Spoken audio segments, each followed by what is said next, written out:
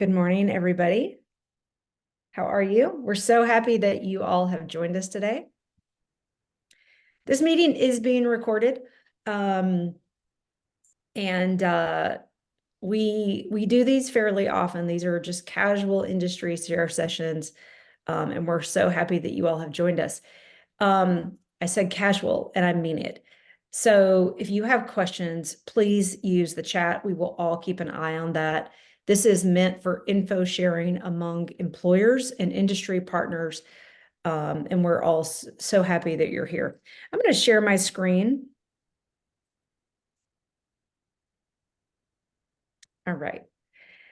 Our efforts at 50 Strong are really about enabling and connecting at scale strong employers that want to be participating in strong pathways that they can connect with strong military talent. You see there the organizations that make our work possible. We are incredibly grateful for them. We also are incredibly grateful for our shoulder partner organizations that we work with often. A friendly reminder, the Department of Defense and Service departments do not endorse any company sponsor or their products or services. This is a casual industry-led share session.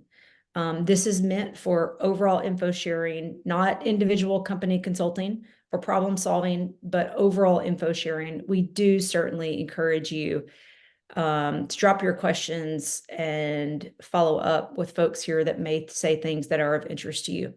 The main session is being recorded. The playback will be publicly available. At the end, we'll open breakout rooms for you to talk to individuals. They will not be recorded. So please just keep that in mind. Friendly reminder, if any of you are joining us and you happen to be an active duty service member that is looking for SkillBridge opportunities, this meeting today is a little bit different than our other 50 Strong events. This meeting is primarily meant for interested employers and SkillBridge partners.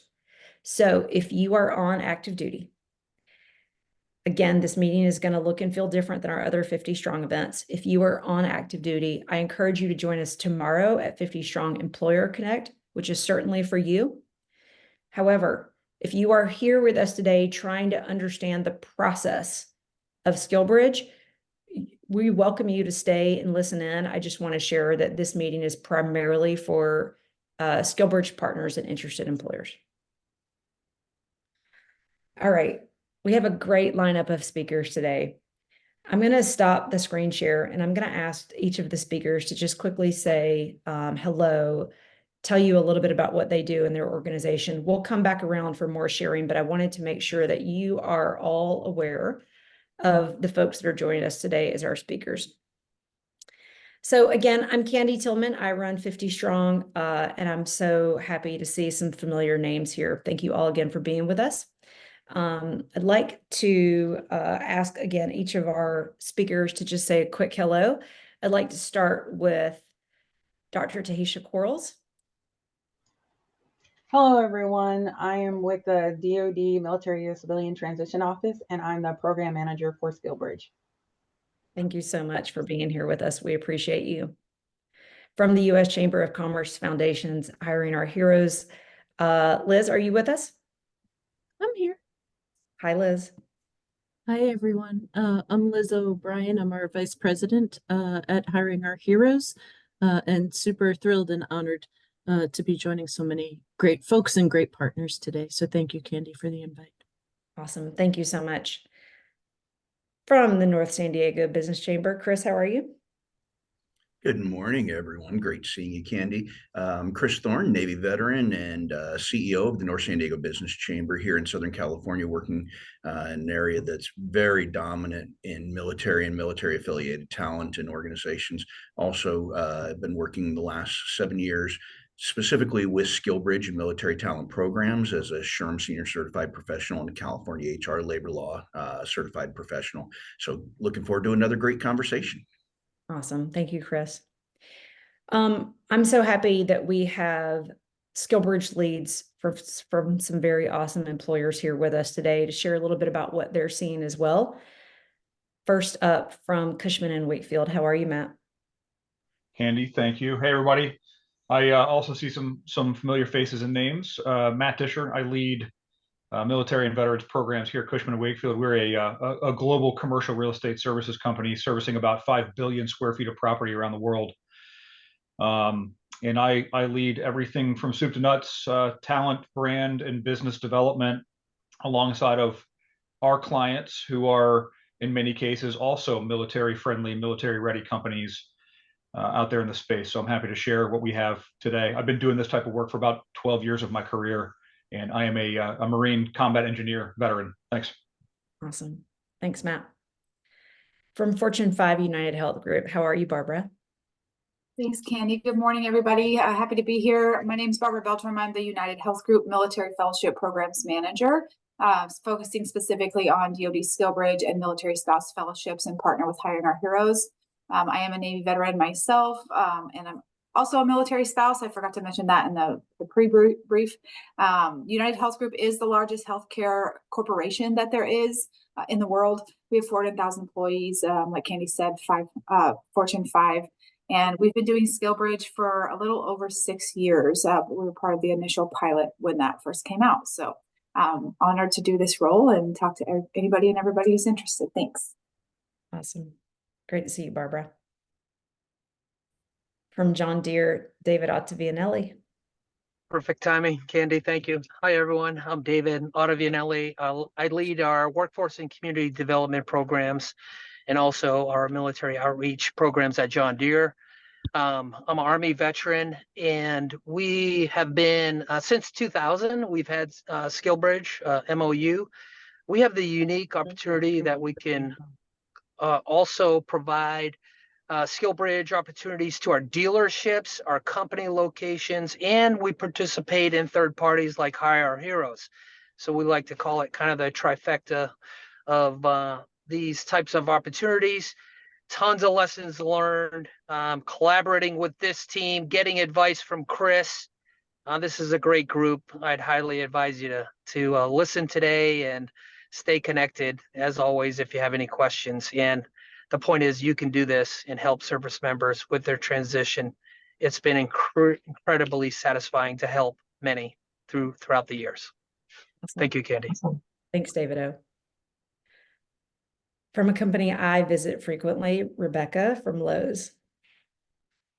Hi, my name is Rebecca Medlin. I do our SkillBridge for our supply chain and field, as well as our military spouse programming. And then I'm also an active duty military spouse. Hot and heavy in PCS season. The Packers are coming next week. But I'm excited to talk to you guys kind of what we've worked through for our SkillBridge program and kind of built it up. Hey, Stephanie, do you mind to say a quick hello as well? Yeah, no, I will defer to Liz here, but I just want to say hello, Stephanie Watson from Hiring Heroes Fellowships, both corporate and skills-based, and happy to answer any specific questions anyone has in a breakout room. Just happy to be here. Thanks, Candy. Awesome. And she's actually the one that knows all the things, not me. We're happy to have you both here. I'm going to pull my screen share back up really quickly.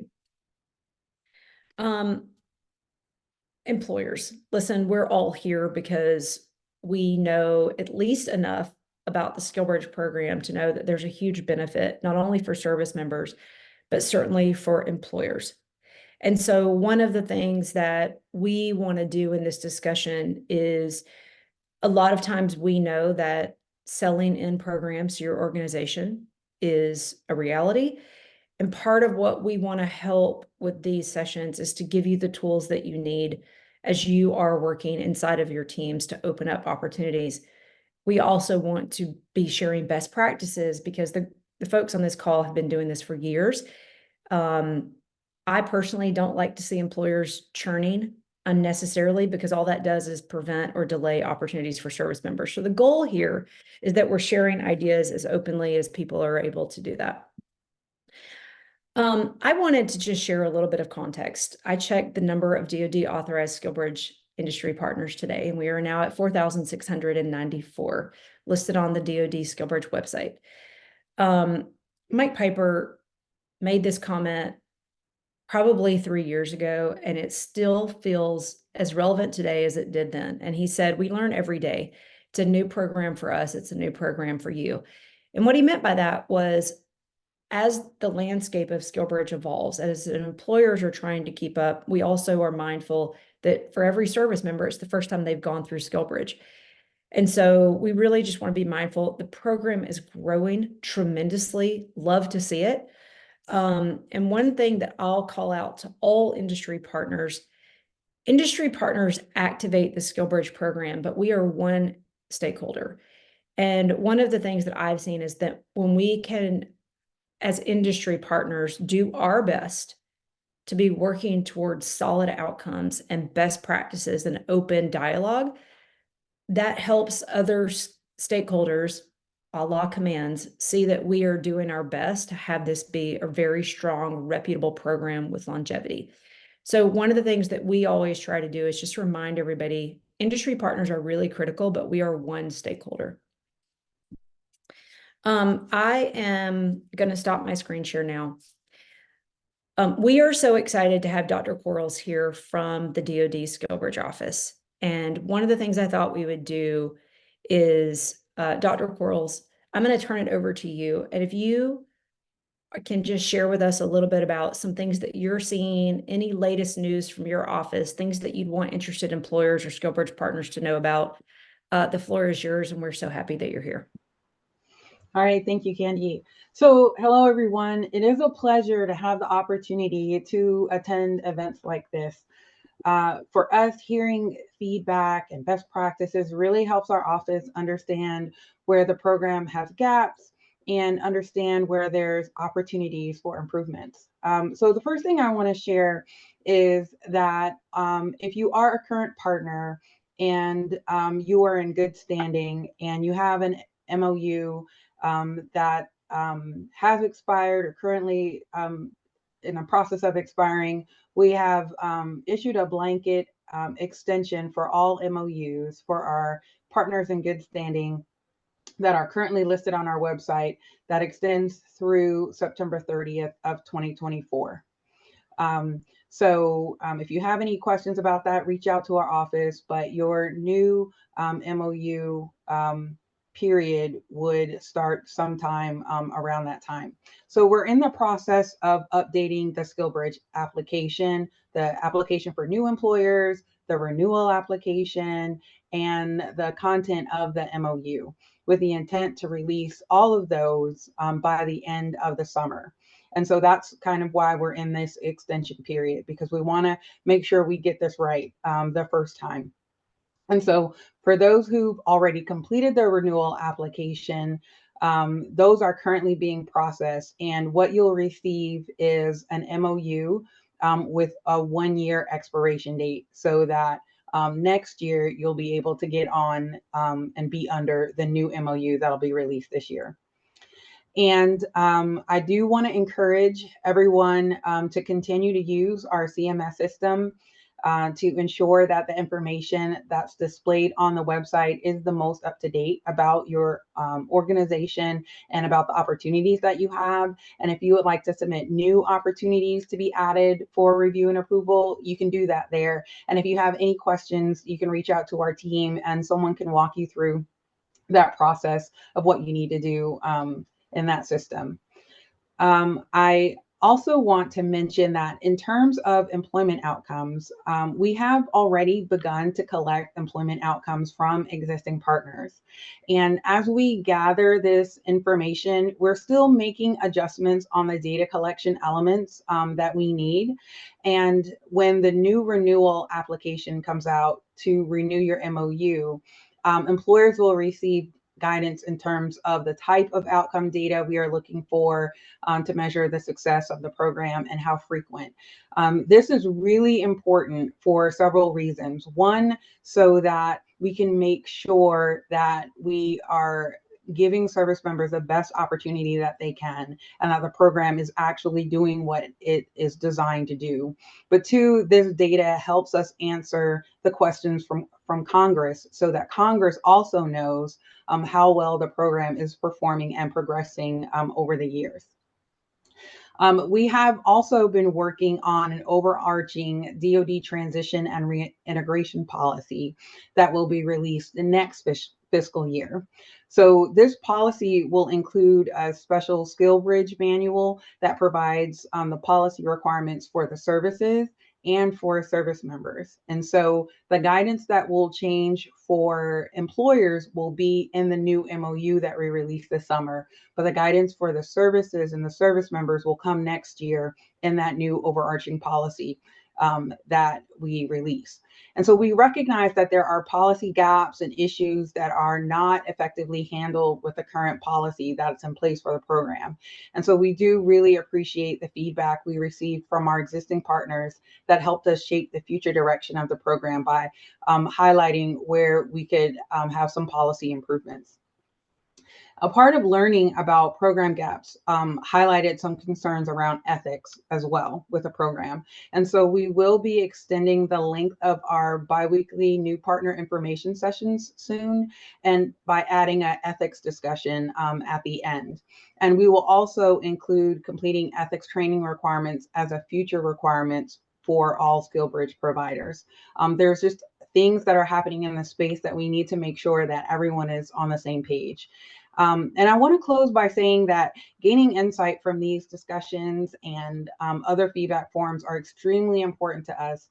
They not only highlight the best practices that we share with other employers as we have various engagements, but it also, again, helps us illuminate those areas of concern that need to be addressed as we continue to make program improvements. So thank you all for all that you do to make this program a huge success.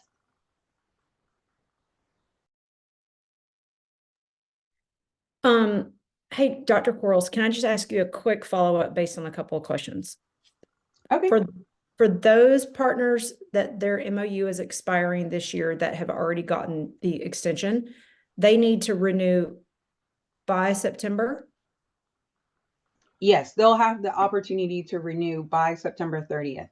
And so at the end, by the end of this summer, we'll have released the renewal application requirements and the new MOU. And so the guidance around what to do next with that process will come out all around the same time. And so there'll be the opportunity for that renewal to happen by that time. Okay. Okay.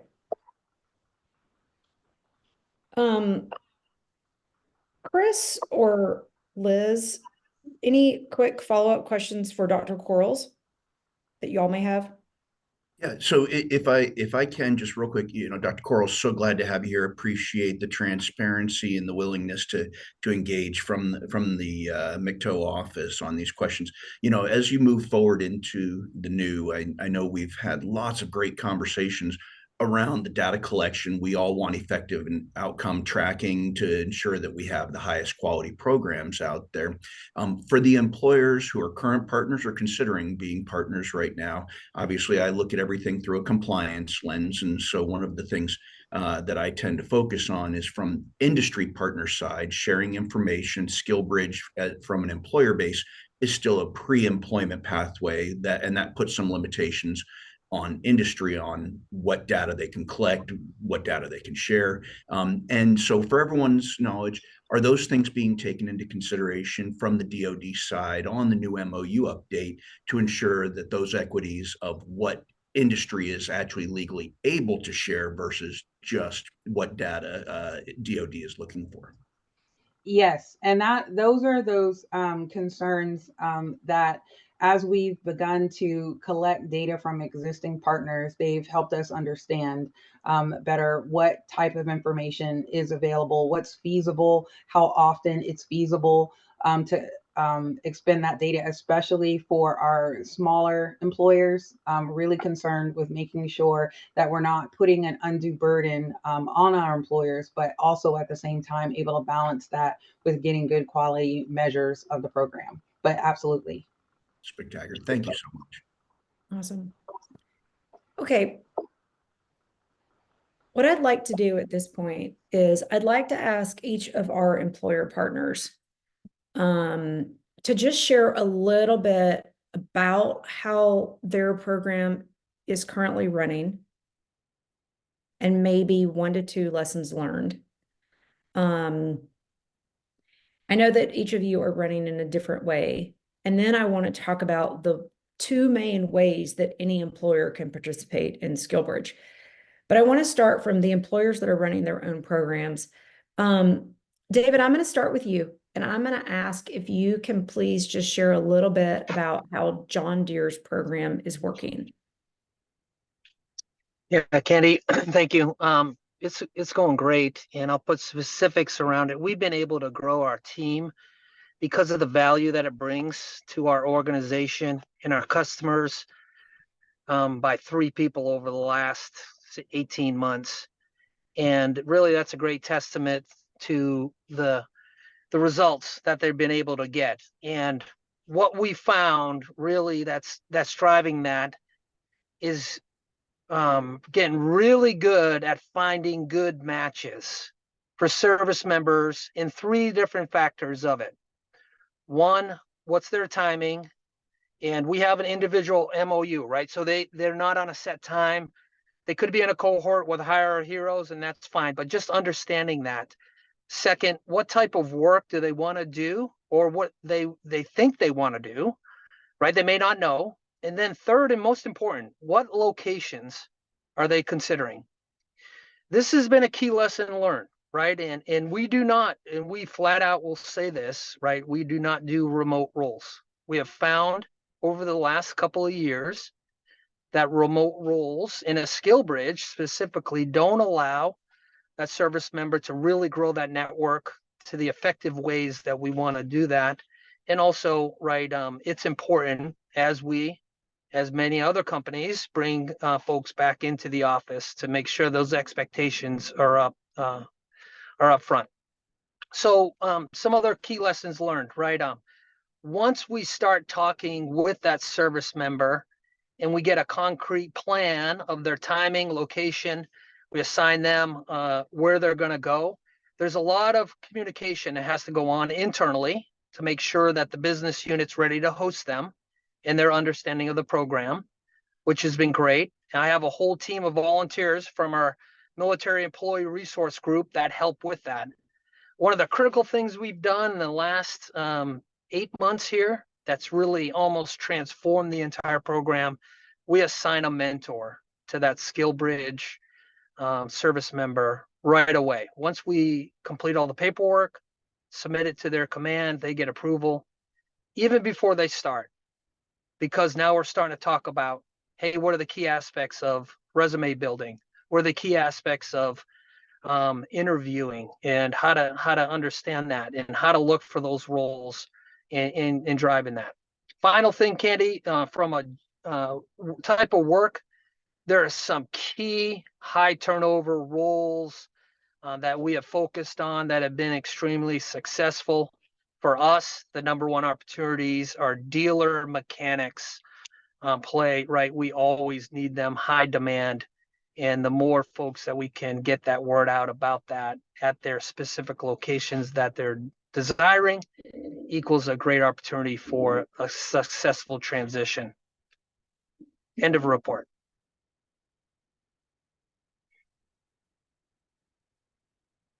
If you have questions, please feel free to drop them in. We're going to move over to Barbara Beltram from United Health Group.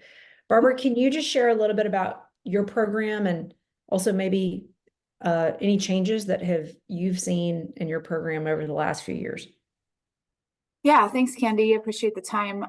We are fairly similar to how John Deere runs. We are very focused on the service member as the target.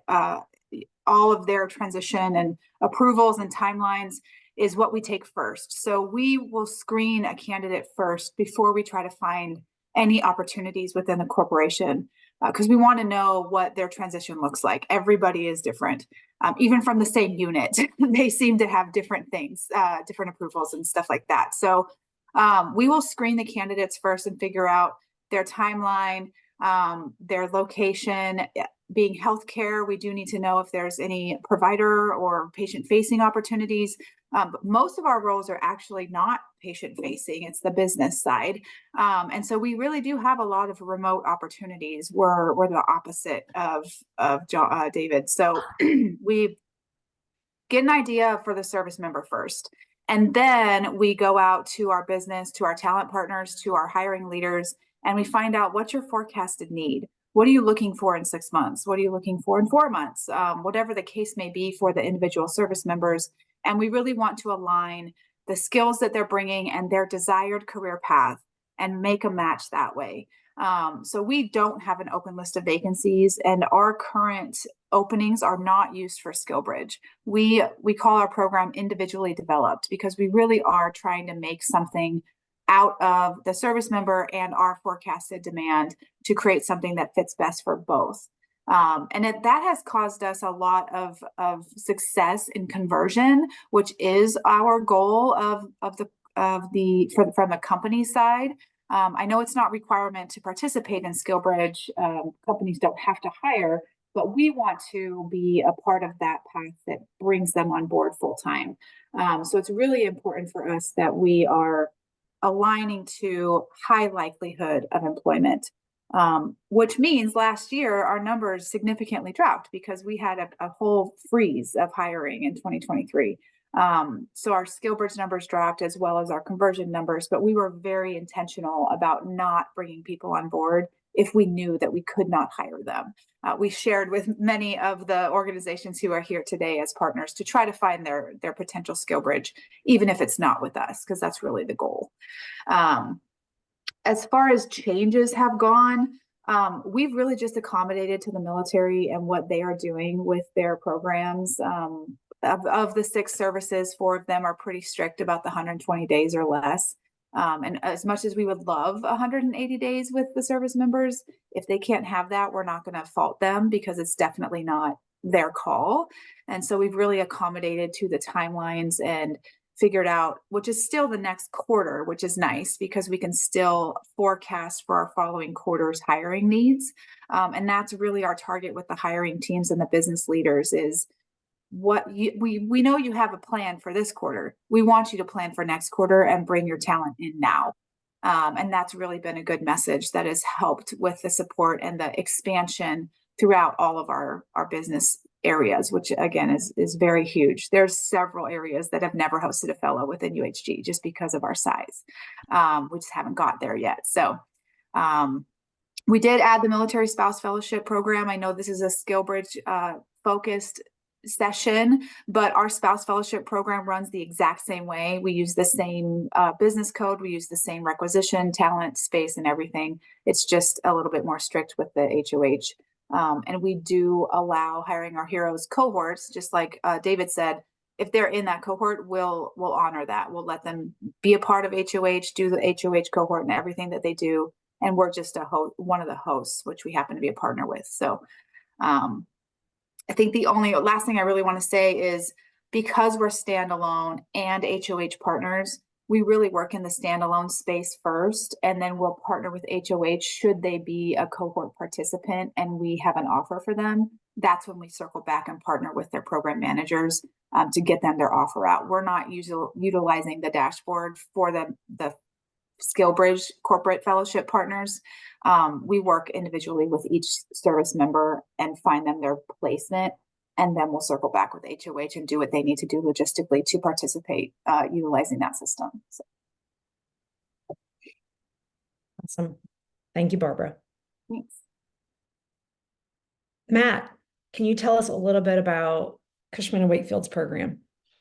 Yeah, listen, at risk of being repetitive, because I think what you're going to hear for those of you who may be unfamiliar with a lot of this or have not been to one of these conversations before, a lot of us have devised and planned our programs and built them around best practices. And we've shared these best practices with each other. So what you're going to hear is, again, a lot of repetition.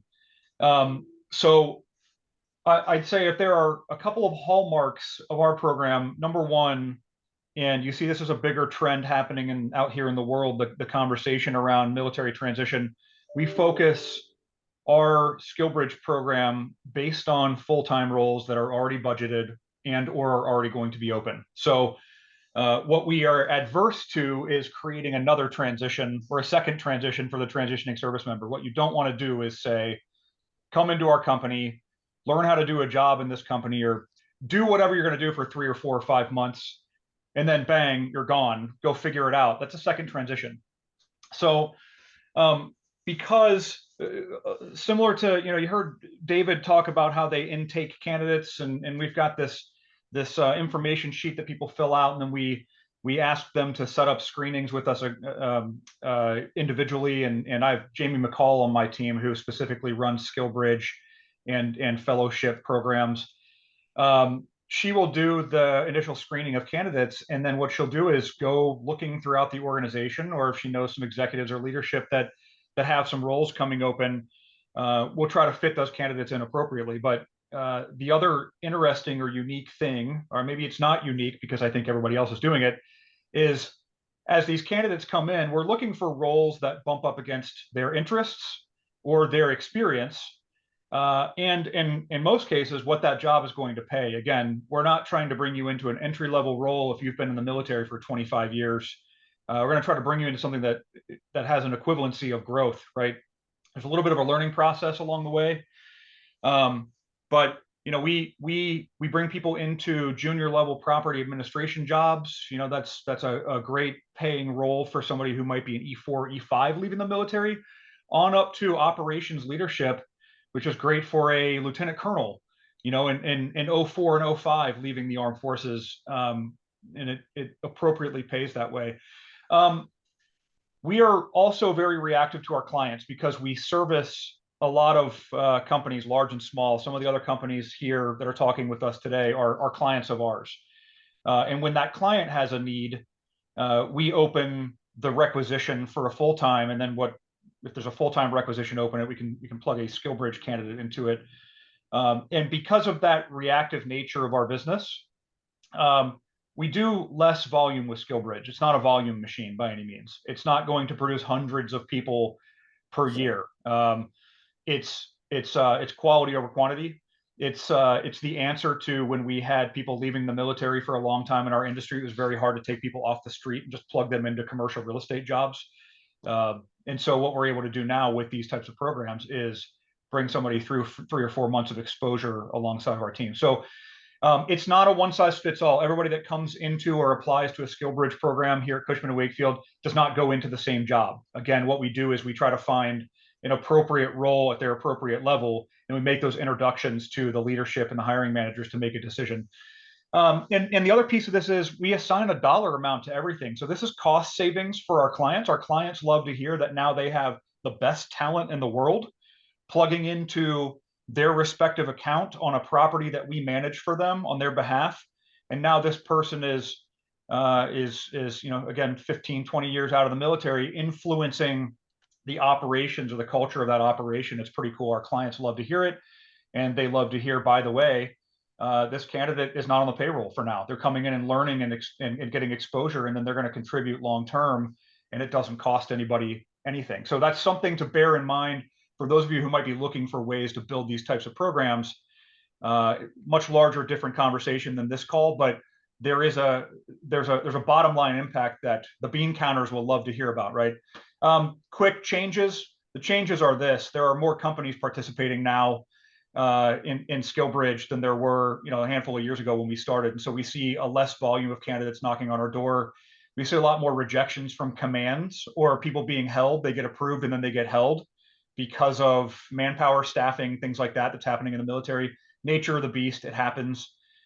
Years ago when we were doing this type of work, when we weren't doing SkillBridge or HOH, it became candidates leaving the military, and then suddenly they were recalled, and then they weren't leaving the military, right? That was during conflict for 20 some odd years we were doing that. So again, happy to share more on the side if anybody wants to learn more about it, but that's what I've got for those couple of questions. Thanks, Candy. Thank you, Matt. Hey, Rebecca, will you share a little bit about how y'all are approaching this from Lowe's? And then I want to offer a couple of important things for context, especially for the newer employers that are joining us, that I think are really important. Rebecca, over to you. Perfect. Yeah. So for Lowe's, I would say anything with SkillBridge is, or any program is pilot, pilot everything. I think the biggest lesson we learned is going to be access. So hosting our first couple fellows through Hiring Our Heroes, before we kind of got into the weeds of starting the application process, was super helpful in working out all of the nitty gritty of access that we would run into. I think one of ours is it's 12 weeks long, so 84 days. You'll find that you need something that's going to be flexible for service members, especially with new initiatives coming down, specifically on the Navy side. And then the biggest thing for us too is, like you heard everyone, workforce development. So we reach out and we work with our local stores to figure out what that potential headcount is going to look like. And then also providing that transparency to service members. So I will tell them, you know, if I see the location pop up on our information sheet, I'll be like, hey, we're not going to have anything available. So start looking somewhere else now. Because typically we don't start reaching out until about 3 to 4 months prior. So I think that's really key as we kind of work through that process of figuring out what is the best sweet spot to be able to determine that workforce development. I would say we do have field and corporate opportunities. It always comes down to location. I know I heard a couple of people say that. So obviously there's a Lowe's everywhere, even in our small towns here in Arizona that we're at. But location is key in targeting that. What we're working towards now is feedback. So refining our program. So feedback from your business partners. So refining our training plans. Most of those have come from store managers, and the lessons we've learned from them. So as you start the program, getting the feedback from your SkillBridge fellows, people who've went through the program, as well as business partners, to help create the best experience for a service member coming through, because the military community is small. Everybody talks. So, you know, providing a great program for the service member will essentially put your name and the company's name out there as well. Yeah, I think the biggest thing is start small, because the lessons we've learned is through piloting a couple and then moving forward with that. And then I think the only other thing is onboarding. So I heard a couple of people talk about onboarding. So just making sure that you provide that time and for the business partners to really understand, to provide that smooth onboarding process. I really am grateful to our employer partners that are sharing so openly. We'll have breakout rooms open in just a minute if you do have questions for them, but I wanted to share just a couple of quick things for you. As we think about SkillBridge, there are, in my mind, kind of two big bucket areas of SkillBridge participation. One is employer-based fellowships. So that's what we've just been talking about, right? Predominantly from the employer partners, Hiring Our Heroes, et cetera. There's another bucket of SkillBridge participation, which in my head I think of as training and education. We are seeing a rise right now in the SkillBridge landscape of training programs that are not tied to workforce outcomes. And Candy's words only, this is going to become problematic and frustrating for service members. So I always love when we're thinking ahead to the employment outcomes, and every single one of the speakers has just talked to this idea of thinking ahead to workforce headcount and aligning with your workforce needs. This is really important. I'm happy to share more on this topic separately, but for now, I just wanted to share kind of, as you're thinking about SkillBridge, I wanted to kind of share these buckets for some context. I also think it's really important to talk about the two key ways for an employer to participate in SkillBridge. So if your employer is ready, you can apply to the DoD to stand up your own program. if you are not ready, or if you are brand new to the program, or if you are just trying to figure it out, every single one of our employer partners mentioned Hiring Our Heroes. Hiring Our Heroes is a DoD SkillBridge enabling partner that can act as a facilitator for employers. This can be a really easy on-ramp for employers that are new. Most of us cut our teeth on Hiring Our Heroes, including me. So for new employers, please consider the option of working, sometimes called a third-party facilitator or an umbrella organization. Y'all, there are many of them. There are ones that operate at the state level. There are ones that operate industry specific. I highly recommend Hiring Our Heroes because they have a national lens and they've been doing this so long. So again, really helpful, particularly for employers that are just getting started. So at this point, I'm going to turn it over to Elizabeth O'Brien. For those of you that may be interested in Hiring Our Heroes as an on-ramp, or to Stephanie, you guys can, whatever, however you want to handle this. But I think it's important. I want both employers to know that Hiring Our Heroes is an avenue, if that makes sense for them. Liz, over to you.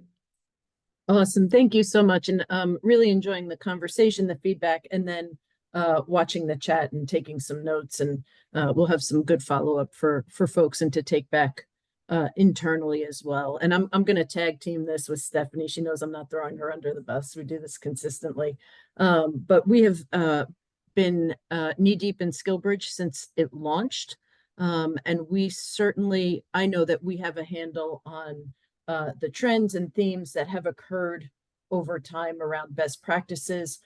We are unique in that we get to interact and have conversations with employers in all industries, right? So we're not just operating from the lens of one industry, one viewpoint. I also want to be very clear. Small, medium, and large size business matters, right? Our transitioning service members are diverse and they have such varied needs. So don't ever think like, I'm not a top 5 Fortune 5 company and I am a small or medium-sized business and maybe there's not a place for me. Those we know that transitioning service members want access to all different levels of business. So that's really important. We are certainly constantly evolving. What we looked like a lifetime ago is nowhere where we are today. We're definitely a well-oiled machine. You know, as in our dashboard this morning. Thank you, Stephanie, for that link. You know, and as I was looking at it, we've had over 65,000 people at some point look to apply to Hiring Our Heroes, whether they finished or didn't. And I say that because when we talk about access to pipeline of transitioning service members, there's so much more to Hiring Our Heroes than just SkillBridge. So we are on 52 installations around the world, Germany, England, Japan, Hawaii. And so we have a really unique opportunity to not only build our brand for awareness, but also to layer in employers, right? And so by the time the individual's thinking of SkillBridge and being funneled into your pipeline, you may have already had an opportunity to position your brand. And so it's why we have such a large depth and breadth in terms of access to transitioning service members. And before I kick it over to Stephanie, 2 things. We are accustomed to working with companies hand in hand where they have their own SkillBridge and they are still utilizing ours. Stephanie knows how to navigate that inside and out. We just ask that you're always respectful, you know, of our depth and breadth. We are limited by people. So when we put in the time and energy, we want to remain really good partners. And then I won't go into all the details, but certainly was in the Pentagon yesterday with our president and John Troxel, who used to be the SEAC. And we went and visited with lots of great leaders. I won't put them all out there, but you can know that they are heads of branches and senior enlisted of branches. Our expectation coming out of there is really that, you know, based on, I think what Matt referenced earlier, and we're all accustomed to navigating around manpower and readiness. You know, really the sweet spot for services is the 90 days, right? And not the 180. 180 is a really, really hard stretch for them. So if you are new and you're building this, really encourage you to look at that 90-day block if you want to be successful in accessing talent. And Steph, what did I miss, or what's most important as you're listening? So I always love coming to these because it's so neat to hear how everyone is learning and growing with each other, because I think that's important. We're never going to be able to capture all of those service members that are transitioning out, so there's no competition here. I think that's a wonderful thing that we're all able to work together to support them while they're doing that. What I want to emphasize is what I keep hearing over and over, and I think it's really important to note, is the locations piece. Again, I've been a longtime military spouse. When my husband is retiring this summer, and location is going to be so important. A lot of us have moved around for many, many years and are looking to settle and don't want to keep moving or want to end up somewhere and be able to stay there. So looking for the right opportunities at the right level at a location that might be a good fit for those that are transitioning out is key. And that's where you will find the success. And also internal buy-in is so important. We have these sessions and we talk, but then we need to really drill down to the people that are going to have the day-to-day contact with these SkillBridge people that are going through this program. It is key for that. If they don't know, and if they don't know what this looks like or what it should look like and what the outcome expectation is, sometimes there can be frustration on both sides. So my advice would be to really nail down and get down to the levels that are going to be interacting with your SkillBridge participants on the daily basis to make sure they know what to do and how to support them while they're going through this program. I know we want to leave room for the breakout, so I'll leave it at that. Awesome. Thank you all so much. Y'all, this is a quick hour, but we do these often. And generally what we like to do at the end is open up breakout rooms so that if you have questions, individual questions for our speakers, you also can talk to them. Before I open the breakout rooms, I want to mention a couple of things. Our local business chambers are really critical. I'm so glad that Liz brought up small businesses. Our local business chambers are really critical toward enabling that. Chris Thorne is the CEO of the North San Diego Business Chamber, but Chris also knows more, has been thinking more about SkillBridge compliance than anybody that I know. So Chris will also have his own breakout room. I know that he's always very open to feedback. So we're going to open the breakout rooms now. We'll keep them open just for about 10 minutes. Chantel, do you mind to help me with that? Actually, I got it. Oh, you got them open. Awesome. Yep, they're open. Okay, the breakout rooms are open. There's a button at the bottom of your screen called breakout rooms. You're welcome to navigate into any breakout room that you want. Again, we have about 10 minutes.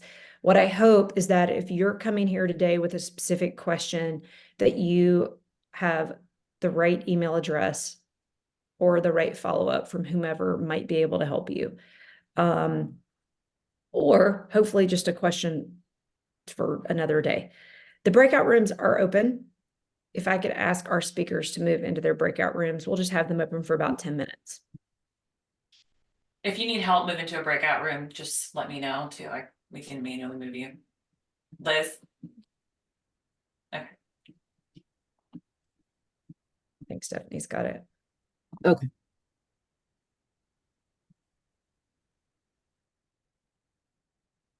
Awesome.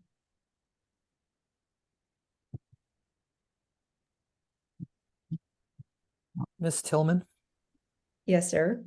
do I have That's my permission? mother-in-law. I gotta be careful. Miss Candy. David. Do I I have think permission? Queen is fine. We'll go. Queen too. That's about right. Well, I don't want to, it could be, yeah, I don't want to assume. Hey, I'm gonna go into my appointment here. I know, Okay. you're fine. We don't have a breakout room for you. I got the word. I know. No, I got yeah. Awesome. Thank you, David. Okay. All right. I'm gonna drop off. Is that all right? All right. Yep, you're fine. Thank you, David. Okay. Take care. For those of you that are still in the main room, if you have questions for me or Liz, or you're welcome to come off of mute.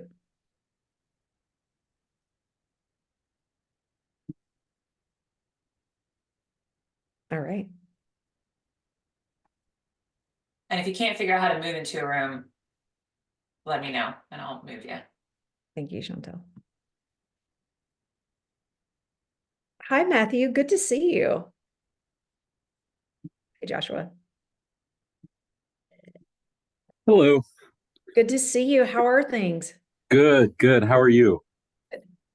Good. Awesome. Thanks for Good. being here. Thanks for hosting. Actually, I wanted to get into Chris Thorne's room. How do I? He's in the North San Diego Business Chamber.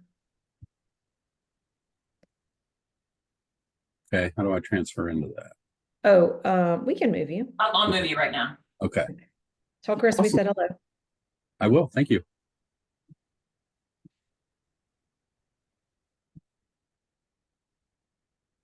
Sounds good, Gordon. Thanks for being here. Good luck.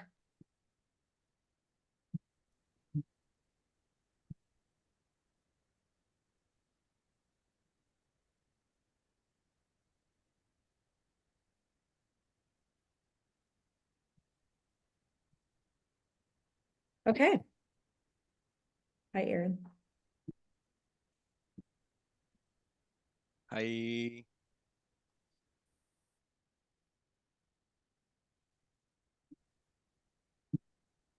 Hey, Liz. Can you see your text real quick? Sure. One sec. Maybe.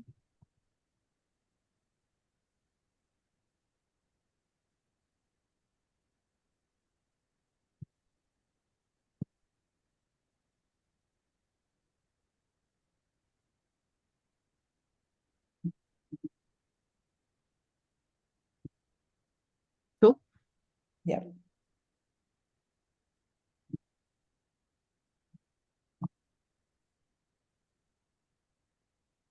Chantel, this is way easier than when there's. Oh my gosh, yeah.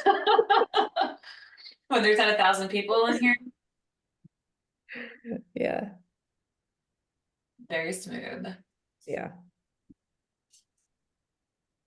Hi, Lucas. How are you? Good to see you. You're on mute. I just want to say hello. Good to see you. Hey, good to see you guys too. I not that I don't love all of y'all, but I actually meant to leave. Hi, gonna leave now. Bye-bye. I talked to Dr. Coral. She answered the questions that I had. So looking Good. forward to another great year. Good. That's All right, great. y'all take care now. See you, Lucas. Bye.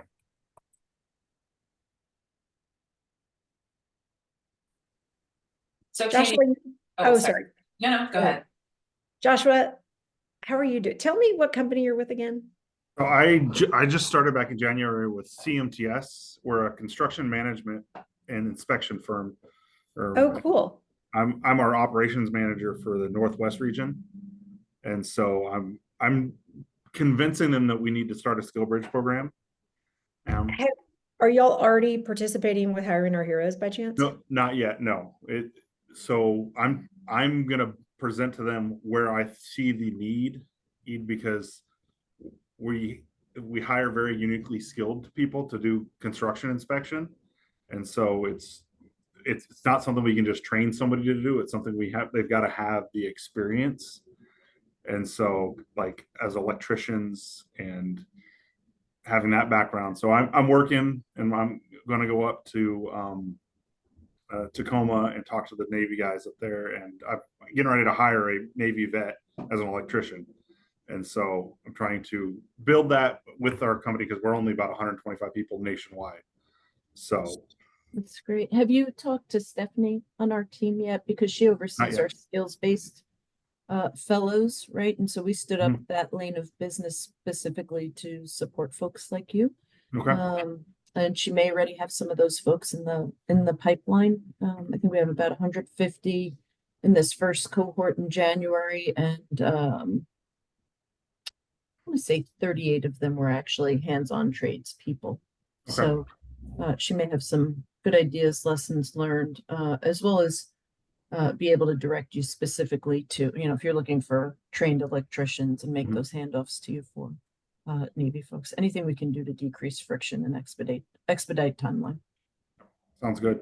I'm still getting my nose above water, figuring out what I'm doing because Good luck with that. We're like a decade Yeah. into it. My nose is Joshua, I'll tell you, selling in collaboration with Hiring Our Heroes is going to be infinitely easier than selling in standing up a whole new program. yeah, I would say I did my SkillBridge through Hiring Our Heroes, and so I see the utility, especially for a company of our size, to where I don't have the bandwidth to run a program because I'm also managing 9 contracts in 5 cities. So, yep, that's right. Okay.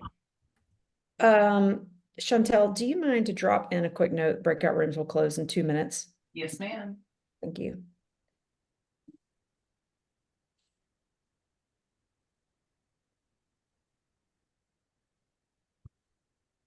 Well, Joshua, keep us posted. I'm pulling for you.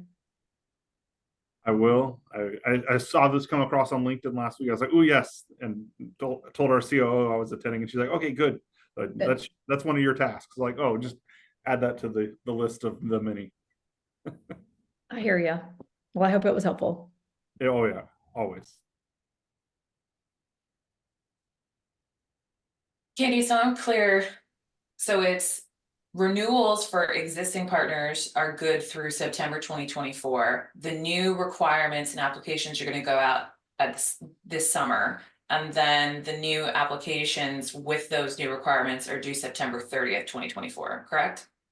Yeah, which is a tight turn. Okay, all right. And that's, yeah. I just want to make sure I had it, like I was understanding it correctly. Okay. Yeah, it's particularly for larger companies, that's going to be tight. But. And the employment outcome data is not until 2025. Right. Okay. Yeah. All right. Okay. I'm going to hit close because it's going to take a minute anyway. Yep. That'd be great. Thank you.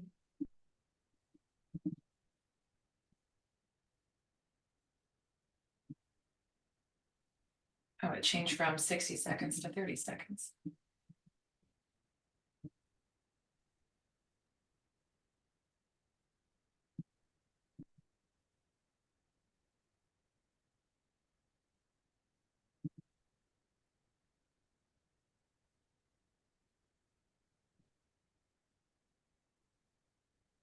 All right. Welcome back, everybody.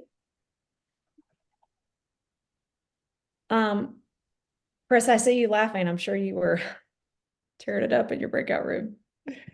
Hey, I wanted to say thank you to you all for joining us, and also special thanks to our speakers for coming together. I want to just wrap with this thought. The reason we do this is because employers are critical to veteran employment. Critical, right? And we want to find ways to help employers along their journey, because we know that the sooner employers can open strong pathways, the better it is for transitioning service members. SkillBridge is an amazing program. We're all learning. And so we genuinely hope that you have found this helpful. Awesome. With that said, if there's any last questions and you want to drop them in the chat, I'd also like to thank Dr. Quarles for being here with us. Thank you so much, Dr. Quarles. It's great to have you with us. It's great to be here. Thanks. Thank you. Liz and Stephanie, thank you for joining us from Hiring Our Heroes. To our employer partners, Lowe's, Cushman & Wakefield, United Health Group, and John Deere, thank you for contributing today. We really appreciate you. All right. With that said, y'all have an awesome rest of your week. We really appreciate you, and we will see you back soon. Have a great one, everyone. Thanks. See you, everybody. Yeah.